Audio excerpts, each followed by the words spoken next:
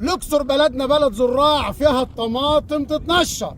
المناخ هنا ممتاز جدا، هتزرع طماطم وهتنشرها وهتصدرها خارج البلاد وهتبيعها وانت قاعد مكانك.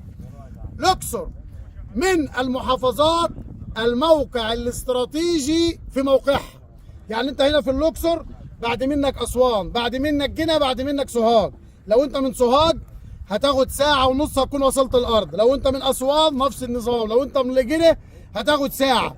بينك وبين القرية 8 كيلو، هتبني وتقعد على دماغ ارضك. الاقصر من المحافظات اللي فيها خريطة الاستثمار الزراعي، من المحافظات الواعدة جدا. توجهات الدولة في محافظة الأقصر لإتاحة تقنين الأراضي للناس اللي معاها ملفات قديمة، ولإتاحة تملك الأراضي عن طريق المزادات والأمر المباشر للمستثمرين.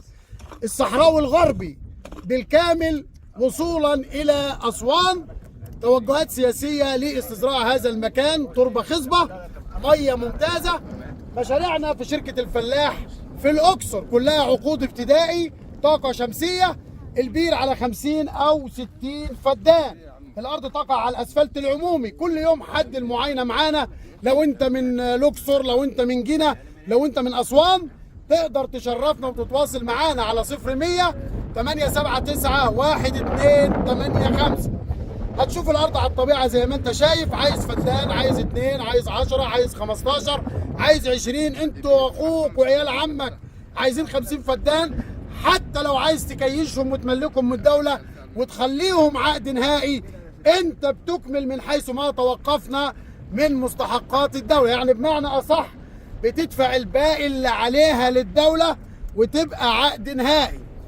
الأقصر من مميزات الزراعات هنا تصلح لجميع الزراعات التقليدية، وكمان تصلح لجميع زراعات الأشجار. الأقصر الزراعات فيها ممتازة جدا، زي زرعة الطماطم